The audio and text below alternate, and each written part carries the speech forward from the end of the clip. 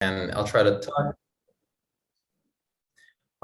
talk for about 40 minutes, and then I'll be really interested to discuss.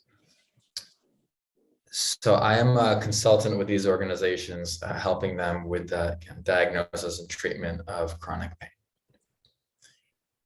So chronic pain places a huge burden on our society. Sorry, my statistics here are all for America, but maybe you all know the ones for Canada. Low back pain is the #1 contributor to years lived with disability in the United States, and other chronic pain conditions are also coming in strong in positions 3 and 4. It's estimated about 50 million adults suffering from chronic pain in the US. We also have this opioid crisis where, although prescription rates are going down, the opioid overdose deaths are actually skyrocketing, and this is very much still a problem. We are throwing a huge amount at the chronic pain problem, more than heart disease and cancer combined. And yet the prevalence is rising. This is not driven by an aging population. We see this, across age groups, and also in adolescence. And I think, I'm preaching to the choir here, but any of us looking at this picture where we're, throwing tons of resources at chronic pain, but the problem is only getting worse, we'd all agree there's a problem, right? The system is broken. The system is not working. And we hear this in our patients' words as well. I've tried everything. My pain started at age 12. Now I'm 60. I've seen 90 different doctors. The doctors think I'm making it up. And so the system isn't working here. And I would argue that one reason for this is that there is a large focus on peripheral structures in general and how chronic pain is treated. When I say in general, I mean, kind of in your typical clinic, and how chronic pain is being treated. And yet we know that peripheral imaging findings are only weakly related to pain. So, 50% of pain-free backs for people in their 30s will have disc degeneration. 87% of pain-free necks will have bulging discs. 72% of pain-free shoulders will have superior labral tears. And so while in some cases, these anatomical findings can absolutely be a cause of pain, in many cases, they're merely incidental findings. And when we turn to treatments targeting the periphery, we also see that in many cases, these treatments are not better than sham. Here's a meta-analysis of placebo surgery trials for chronic pain. So in these trials, patients are randomized to either get a real surgery or simply a superficial incision, and they don't know which they received.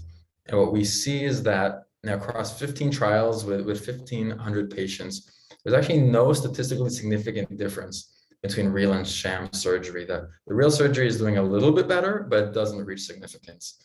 And again, of course, there are cases where surgery is not, medically necessary and should be done immediately.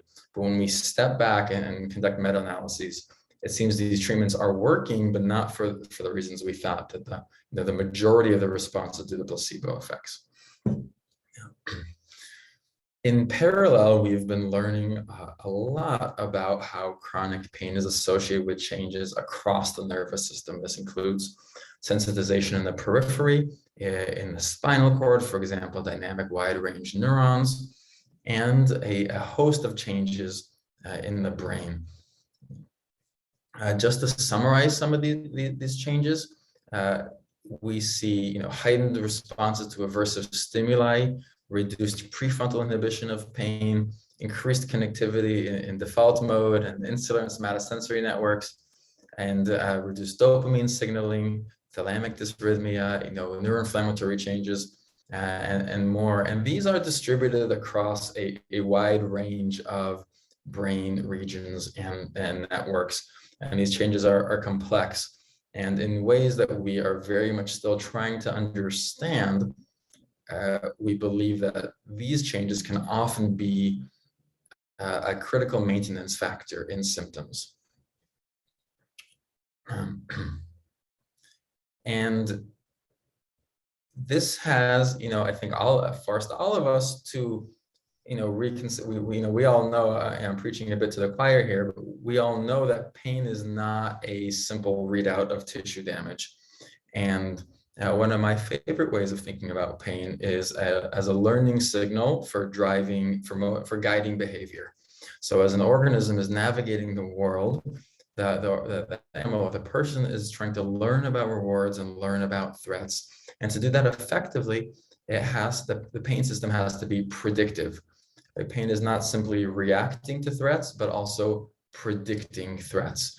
And this has been formalized in Bayesian models, where there is a prediction of threat, here shown in this distribution of yellow, and then the bottom-up signal coming from the body, shown in blue, and the experience of pain is the integration of those.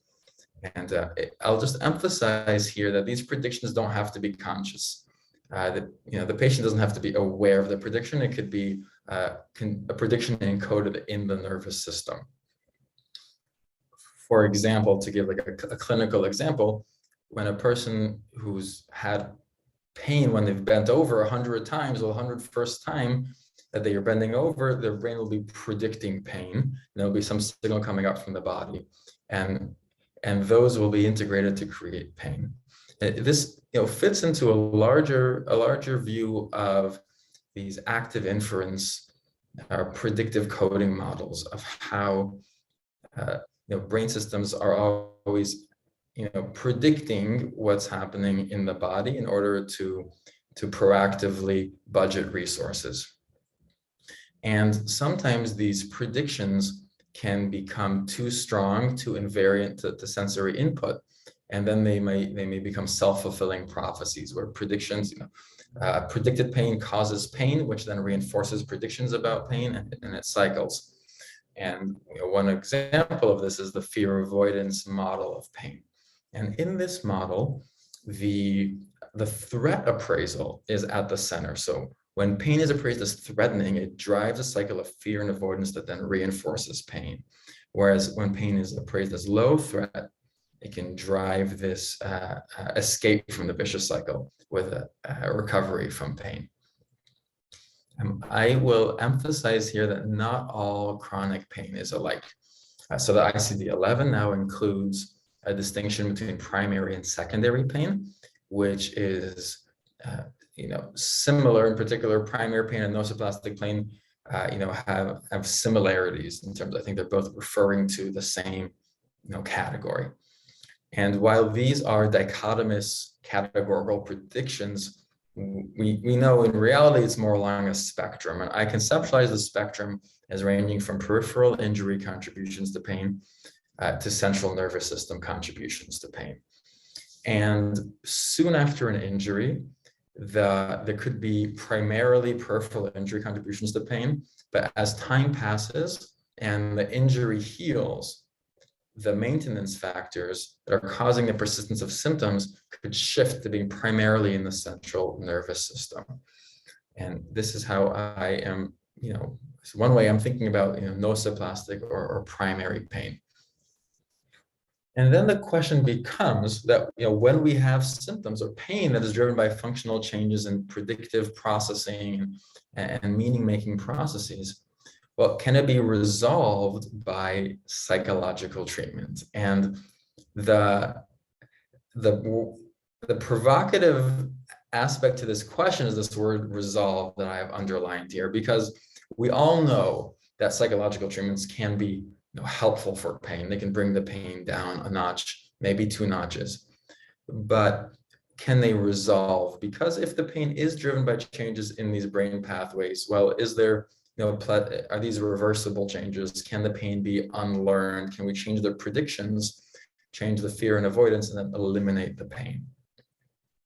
And this is I think, when we look at the literature, we don't see this happening very often, at least.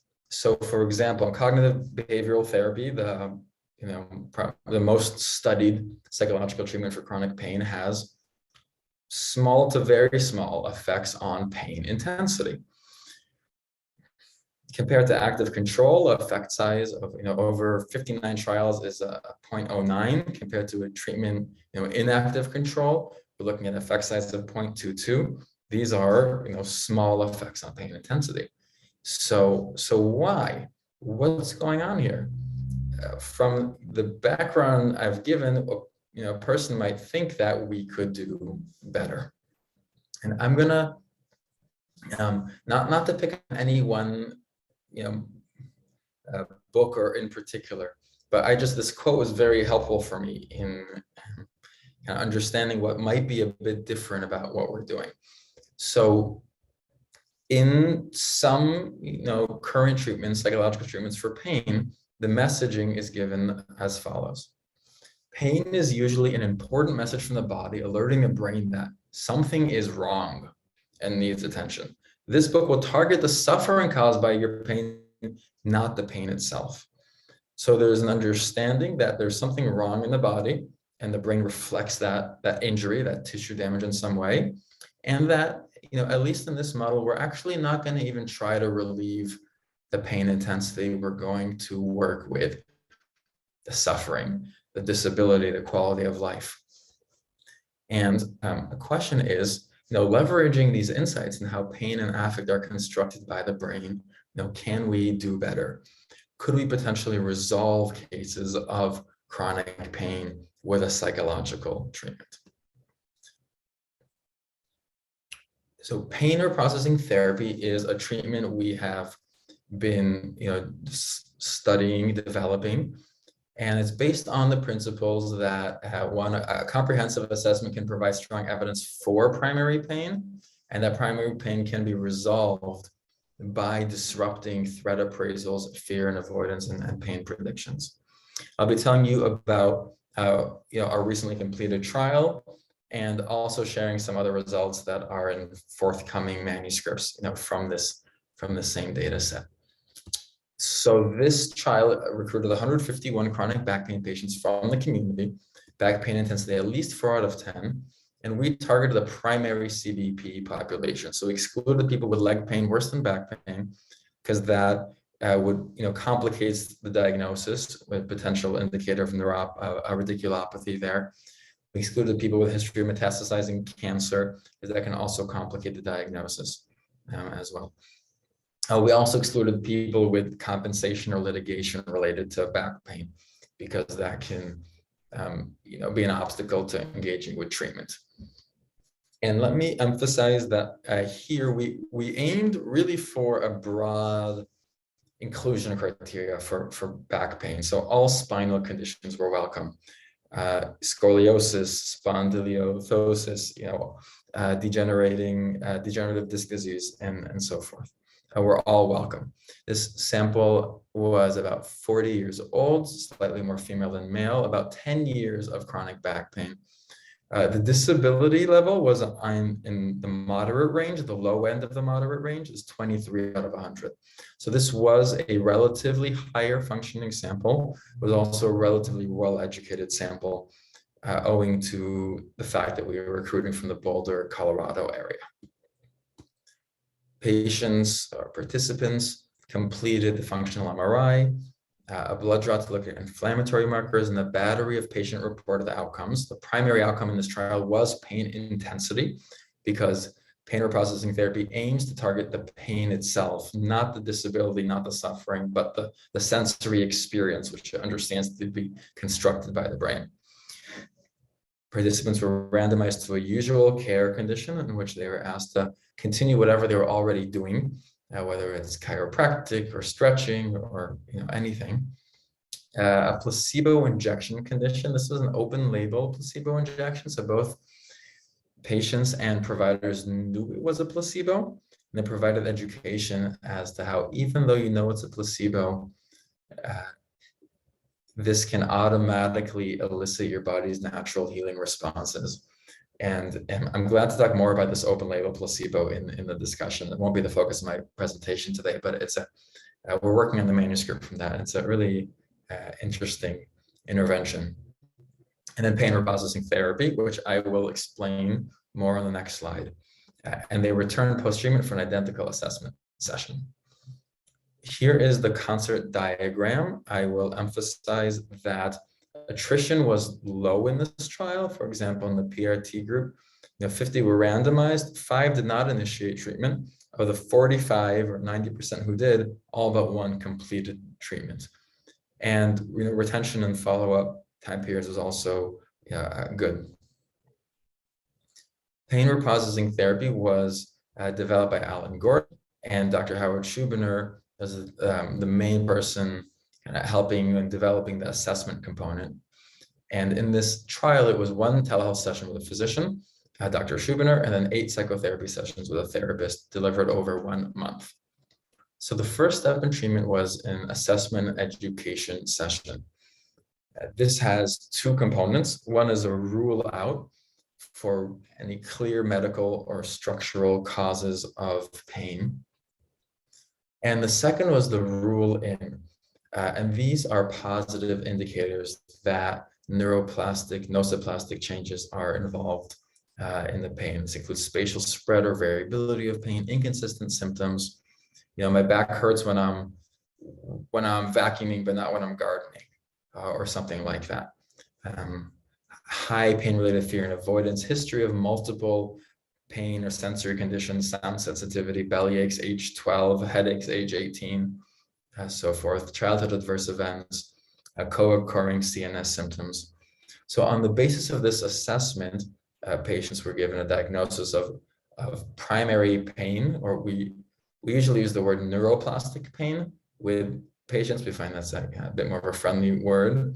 And we're told that this is a good news diagnosis because neuroplastic pain is reversible and your symptoms can really improve a lot with treatment.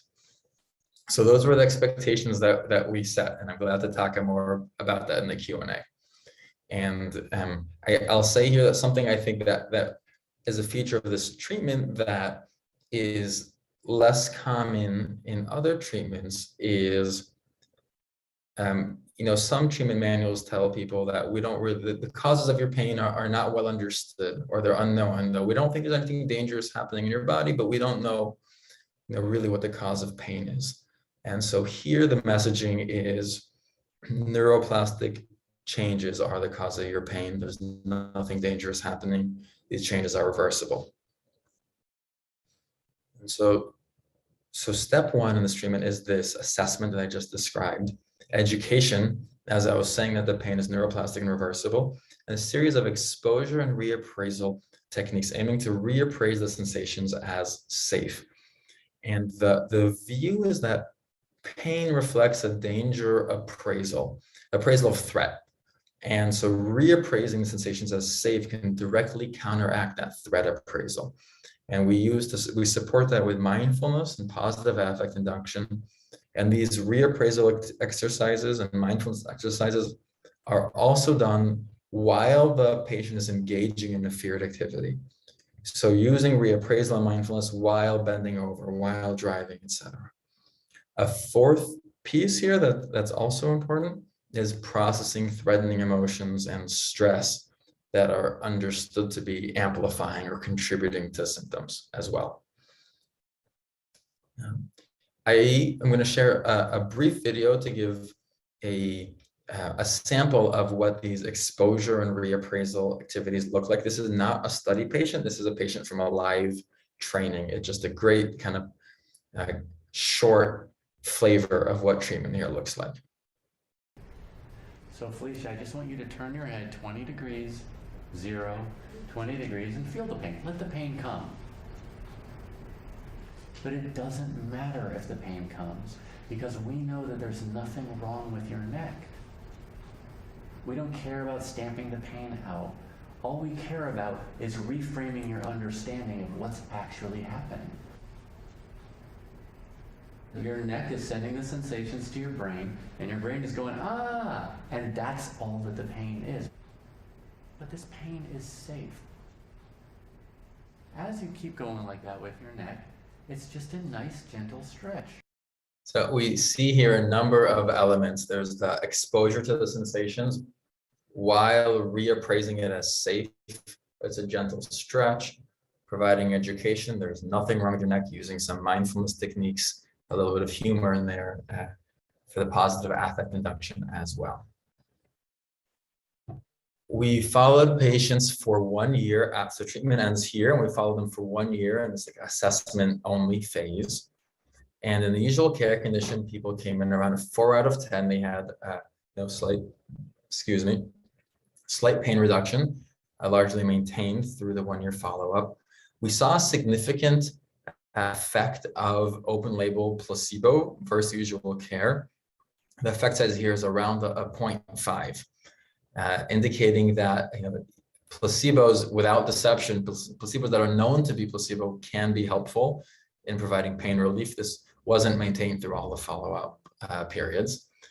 And in the PRT condition, we saw large reductions in pain from about a 4 to about a 1 that was largely maintained for 1 month post-treatment.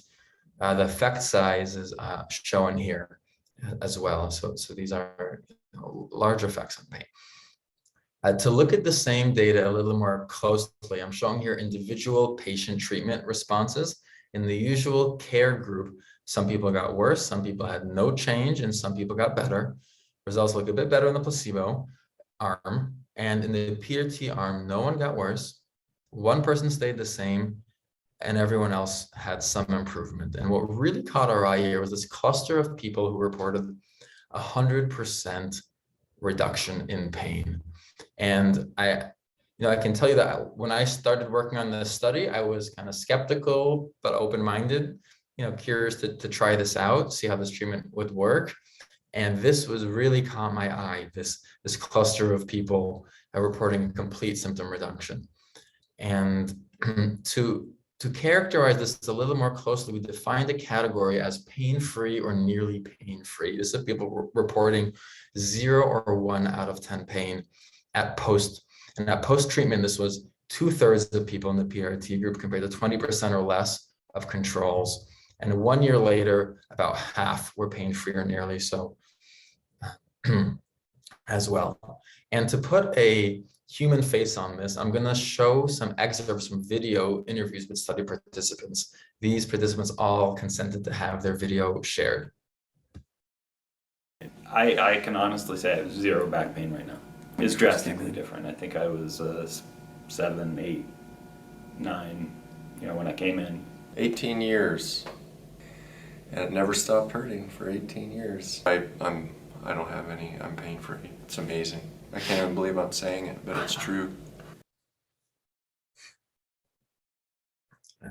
Secondary outcomes, we also saw moderate to large effects, increased positive emotions, reduced negative affect, better sleep, reduced disability.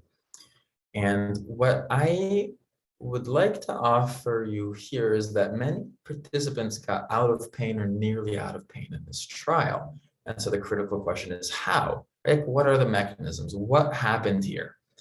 Because we need to understand this to try to reproduce this result. And I'm going to talk about 4 methods we've used to try to answer this question, looking at self-report measures, natural language processing measures of pain attributions, functional MRI, and then qualitative analyses of participant interviews.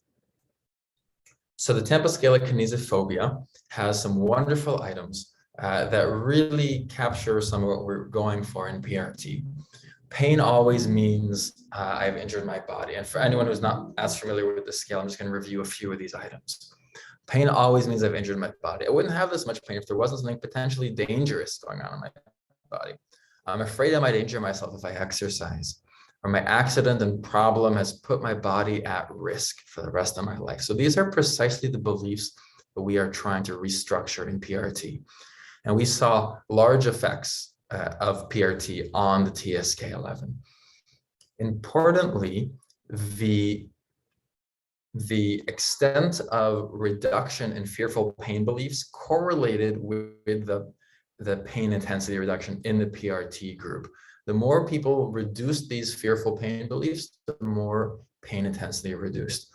And that was also what we found with mediation analyses, looking at pain at 1 year follow-up, finding that treatment effects, treatment versus control, effects on pain intensity at 1 year was mediated by changes in the TSK-11. And I'm going to show another clip from a patient who exemplifies beautifully this kind of fear elimination, like huge fear reduction.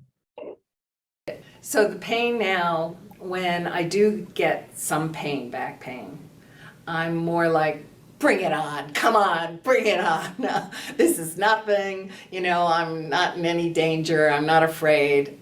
If it stays, it stays. If it doesn't, great, but it doesn't intimidate me. So you see this participant, you know, really beautifully expressing a fearless attitude towards the pain. In many models of like medically unexplained symptoms and also in models of emotion, attributions about the causes of sensations play a really important role, right? What people think is causing physical sensations.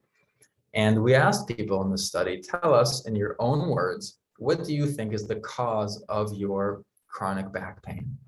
And at pre-treatment, people name things like injury, age, muscles, weight, falling, also stress, you know, posture. At post-treatment in the PRT group, we saw a number of different words in the mix. Neural pathways, fear, thoughts, feeling, stress, right, also there.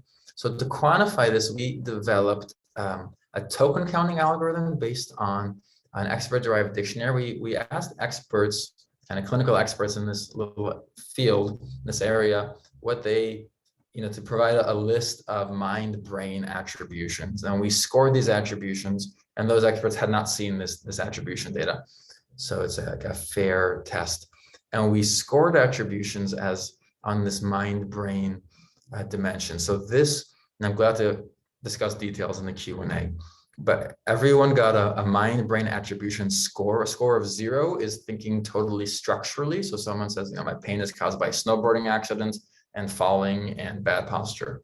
And a score of 3 is a total attribution to mind-brain processes like fear and neural pathways. And what we saw was that people came in with largely structural attributions of pain. And in the PRT group, we saw a large increase in mind-brain attributions. And the extent of reattribution, extent of change in mind-brain attribution was correlated with pain reduction as well in the PRT group, shown here in blue, using this NLP scoring. And when we had blind coders rate the attributions as well, then the strength of this correlation increased. The tokens that had the biggest decreases in the PRT group were attributions related to activity, posture, and age. And the tokens the largest increases in attributed causes of pain were anxiety, fear, and neural pathways. We also applied an unsupervised data-driven algorithm. This is a text scaling algorithm. They're commonly used in like social science and the study of like political text to look at underlying dimensions. So they will pull out like left versus right, like polarized dimension, you know, views on the president or something like that. So we hypothesized that this might also pull out this structural versus mind-brain dimension. And this is what it did actually. So finding, you know, this is the first principal component identified. So on one side we see car or lifting, accident, posture. Poor usually goes with the posture. On the other side, anxiety, stress, fear. So, you know, these kind of data-driven unsupervised analyses providing converging evidence for the importance of this dimension in the pain attributions. With the fMRI, we developed a back pain evocation device to gain experimental control over back pain during fMRI. What we found, so this device is like an inflatable pillow that goes under the small of the back, and it's painful upon inflation. On average, you see about 40 out of 100 with inflation, and participants in the PRT condition reported less pain on average with inflation after treatment. We use this device as a functional localizer to identify the brain regions tracking evoked back pain. And what we found here was like bilateral insula, mid-cingulate, somatosensory cortex, all regions tracking back pain, evoked back pain. And we tested for treatment effects within these regions. And what we saw was reduced activity in the PRT group in the anterior prefrontal cortex and the mid-cingulate for PRT versus placebo, and in the anterior insula for PRT versus usual care. So these results complement and provide an objective correlate of these reports of pain reduction, also showing reduced brain activity in these pain processing regions. And what's also important here is that these are brain regions involved in threat appraisal and the construction of negative affect more broadly. So these results are also consistent with our hypotheses about PRT reducing threat appraisal. Although with like functional imaging results, there's always multiple possible interpretations, and I don't want to over-interpret these results or be too committed to one interpretation. We submitted these regions to as seeds to functional connectivity analyses, looking for changes in synchronized signal in other parts of the brain, or changes in correlations between signal in these regions and other parts of the brain. And what we found was increased connectivity or increased synchrony from these seed regions to multiple regions in the primary somatosensory cortex. And so these, like in the previous slide, these increases in connectivity have multiple possible interpretations. But one interpretation is that there is more communication between somatosensory areas and these regions involved in threat appraisal. So that would be consistent with this mindfulness model, where there is more influence of bottom-up signals on pain, these bottom-up signals which we are thought to be more, that the somatosensory cortex is more closely tied to bottom-up signals, and they have a greater influence on the construction of pain in prefrontal regions. In the qualitative analyses, we conducted a multi-phase thematic analysis, pulling out key themes. These identified some of the themes I've already talked about: reduced fear and avoidance, reattribution of pain. And they also revealed another aspect to this data set that did not emerge from the quantitative data. And this was about emotion and self-compassion. And I'll show just some sample quotes.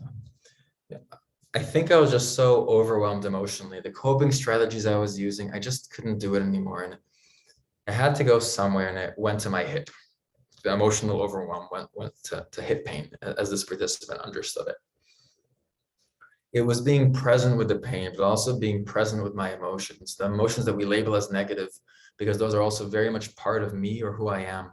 While allowing myself and giving myself permission to feel and experience those emotions has been big. This other element of treatment, of addressing these other emotions and the connection between pain and emotion. And there might be especially a link to emotional awareness and expression therapy as developed by Dr. Mark Lumley and Dr. Howard Schubiner with this component of PRT. Okay, important limitations of this trial. The control conditions were imperfectly matched. The participants were 89% white and relatively well-educated and highly functioning, as I mentioned earlier. The clinicians in this trial were experts. And yes, there were low to moderate disability patients. So in my mind, these raise key questions about the generalizability. Can these findings generalize to more diverse patients, to community clinicians, to more disabled patients? And we are starting some studies soon to try to answer these questions. Key findings for me are that psychological treatment can resolve a substantial portion of primary C chronic back pain cases, at least under certain circumstances. The idea that it can be resolved with psychological treatment, and that the mechanisms include a reduction in fearful pain beliefs, the reattribution of sensations, functional changes in prefrontal and somatosensory pathways, and broader changes in emotional functioning. I am just going to show one last slide from a different study that was published the same week as ours, because this really struck me as well. And this one, they quantified percent of patients completely pain-free. So for me, still quite a striking idea. They developed a treatment called PSRT, which has a lot of overlap with PRT, though they were developed relatively independently. But from drawing for inspiration from similar sources. And they're finding here that a majority of patients were completely pain-free with this treatment, compared to a well-matched active control condition, MBSR, which had less. Okay, and I will end with gratitude to the funders, to the study team, and to you all for your attention. And I would love to have a discussion now.